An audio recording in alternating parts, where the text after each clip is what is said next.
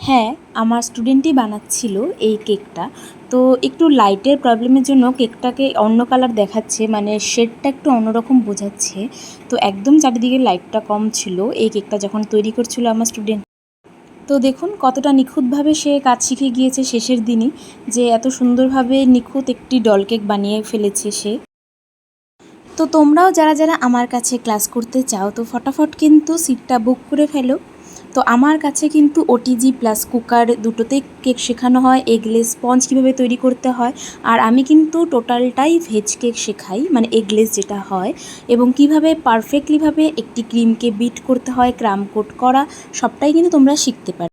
এবং তার সাথে থাকছে যে ডিফারেন্ট টাইপস অফ নজলসের ইউজ, তারপরে গানাশ কীভাবে তৈরি করতে হয়, ডিফারেন্ট ফ্লাওয়ার্স তৈরি, ডিজাইন এবং কেকের বর্ডার তৈরি কিভাবে করতে হয়, সবটাই কিন্তু শেখানো হবে আমার এই ক্লাসটিতে।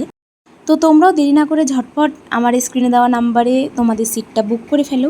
এবং ক্লাস ছাড়াও যদি কেউ আমার থেকে কেক নিতে চাও সে কারণেও কিন্তু যোগাযোগ করতে পারো আমার সাথে। তো আমার লোকেশন ফালাকাটা কলেজপাড়া, আলিপুরদুয়ারে। তো ধন্যবাদ, আজকে এটুকুই। আমি আবার আসবো অন্য একটি ভিডিও নিয়ে।